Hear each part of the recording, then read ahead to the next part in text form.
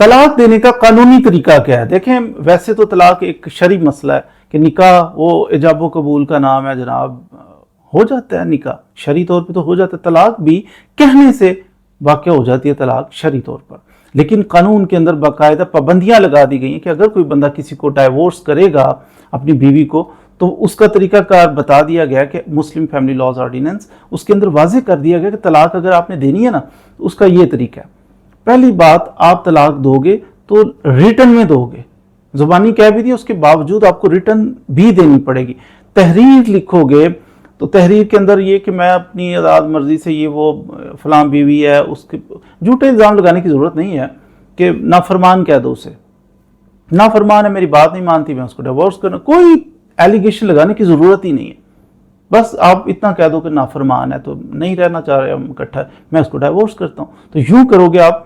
تو لکھ کے تحریری طور پہ ایک نوٹس بھیجنا ہوتا ہے آپ نے، اور نوٹس کس کو بھیجیں گے؟ آپ کچہری کے اندر جائیں، وہ آپ اپنے علاقے میں کچہری کے اندر جائیں نا، ادھر ٹائپسٹ کے پاس ہی فارمیٹ پڑے ہوتے ہیں، وہ نام چینج کر کے، I D card number change کر کے، تو وہ کب شادی ہوئی تھی، اچھا کتنے بچے ہیں آپ کے، اس طرح کی معلومات لے کے 2 گواہ نیچے لکھ دیتا ہے، تو آپ کو تحریر بنا دیتا ہے۔ وہ ہوتا ہے نوٹس جو اس نے تحریر کر دیا آپ کو۔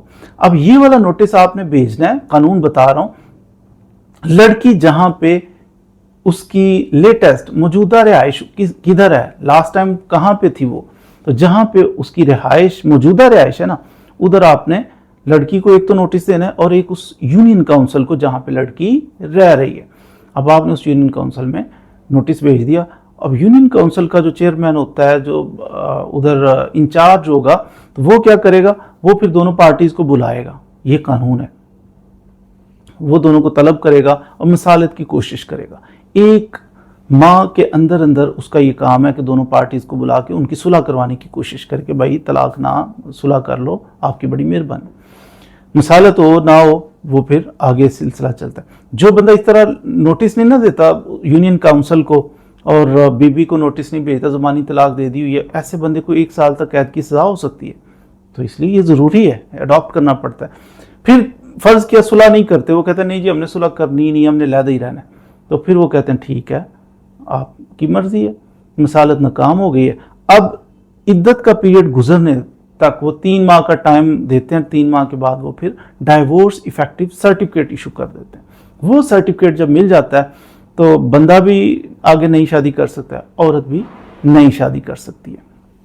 اس میں عام طور پہ 90 ڈیز کا ٹائم ہوتا ہے، لیکن جو عورت حاملہ ہوتی ہے نا، اس کا پھر جب تک بچہ نہیں پیدا ہو جاتا، بچہ پیدا ہونے کا انتظار کیا جاتا ہے، اس کی عدت پھر ختم ہوتی ہے۔ تو یہ طریقہ کار تھا کس طرح قانونی طور پہ آپ ڈائیورس کر سکتے ہیں اپنی بیوی کو۔ اگر آپ اللہ کی بتائی ہوئی حدود کے اندر زندگی نہیں گزار پا رہے تو اس کا طریقہ کار ہے کہ سیپریشن اختیار کر لیجیے طلاق کے ذریعے۔